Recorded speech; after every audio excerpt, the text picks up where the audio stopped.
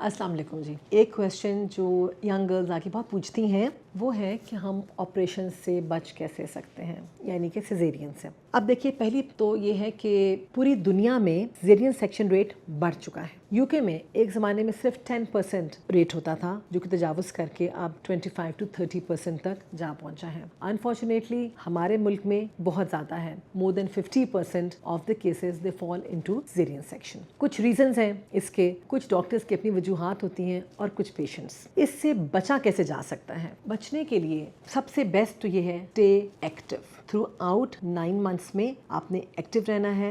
Walk कीजिए, good diet. देखिए, कुछ चीज़ें ऐसी हैं जिससे आप नहीं बच सकते। बच्चे का रुख उल्टा है, ऑपरेशन। आवल नीचे है, 100% सर्जरी। आपकी हड्डी तंग है या बच्चे का अपना सर बड़ा है या ओवरऑल बॉडी बड़ी है, इसमें भी सर्जरी। ऐसी रसौली जो कि बच्चेदानी के मुंह के पास है, जिसे हम फाइब्रॉइड कहते हैं, इसमें भी नॉर्मल डिलीवरी नहीं हो सकती। सो ये वो चीज़ें हैं जिनमें हम स्ट्रेट अवे पेशेंट्स को बता देते हैं। हाँ, इसके अलावा अगर पानी बेबी का बहुत ज़्यादा कम हो चुका है, उसमें भी ऑपरेशन। तो ये वो चीज़ें हैं जिनसे हम पहले से बता देते हैं कि वी आर वेरी सॉरी, इसमें तो चांसेस नहीं हैं। लेकिन अगर यंग हेल्दी गर्ल है, कोई कोमॉर्बिडिटीज़ नहीं है, यानी कि कोई ब्लड प्रेशर, शुगर या ऐसी कोई बीमारी नहीं है, इनमें आपने करना क्या है, स्टे एक्टिव, गुड डाइट अपनी रखें। अपने रूटीन के अंदर खजूरों का इस्तेमाल, थोड़े से मेवे, एक मुट्ठी भर मेवे डेली, जिसके अंदर बादाम, खजूर, इंजीर और आप पिस्ता, ये शामिल कीजिए। डेली आप वॉक कीजिए आधा घंटा। जैसे ही आपका 9th मंथ शुरू हो, आधा घंटा वॉक कीजिए। इसमें ज़रूरी नहीं है कि टहल रहे हैं या ब्रिस्क वॉक कीजिए। आपको याद होगा कि पहले लोग में ज़माने में कहते थे जी झाड़ू पोछे लगवाएं, तो हम भी पेशेंट से ये कहते हैं, मकसद इसका सफाई नहीं है। मकसद ये, आप जब 2 पाँव के बल नीचे बैठेंगे तो इसमें हेड इंगेज होता है, नीचे आता है। आपको एनीमिया नहीं होना चाहिए,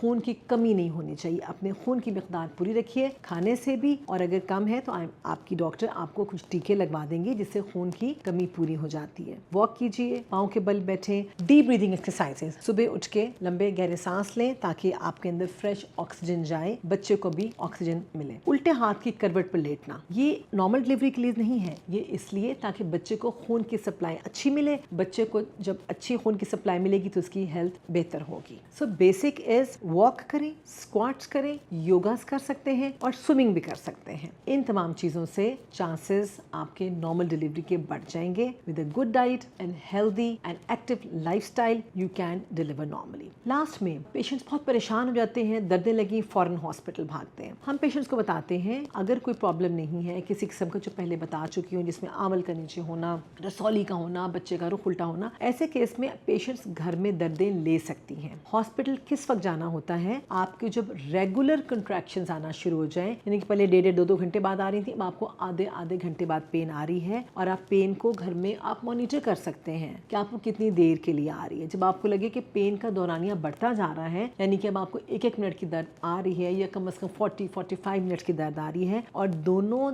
दर्दों के दरमियान का वक्त कम होता जा रहा है, यानी कि आपको 45 मिनट से लेके या आधे घंटे बाद आ रही है, ऐसी सूरत में हॉस्पिटल चाहिए। एक और चीज़, पानी की थैली का फट जाना। अब यहाँ पे एक ट्रिकी सिचुएशन हो जाती है। अगर पानी की थैली बहुत पहले फट जाती है और पेन्स नहीं आ रही, तो अमूमन होता यह है कि इसमें chances of normal delivery relatively कम हो जाते हैं। लेकिन अगर पानी की थैली घर में फट जाती है तो ये भी कोई इमरजेंसी नहीं है कि भागे भागे हॉस्पिटल चलें। इसमें भी आपके पास टाइम होता है। इसके फटने के बाद भी पेशेंट्स को दर्दें आना शुरू हो जाती हैं, और आपके पास 4-5 घंटे का टाइम होता है जिसमें आप हॉस्पिटल जा सकते हैं। So I hope with these advices आपकी नॉर्मल डिलीवरी होने के चांसेस बढ़ जाएंगे। Thank you so very much.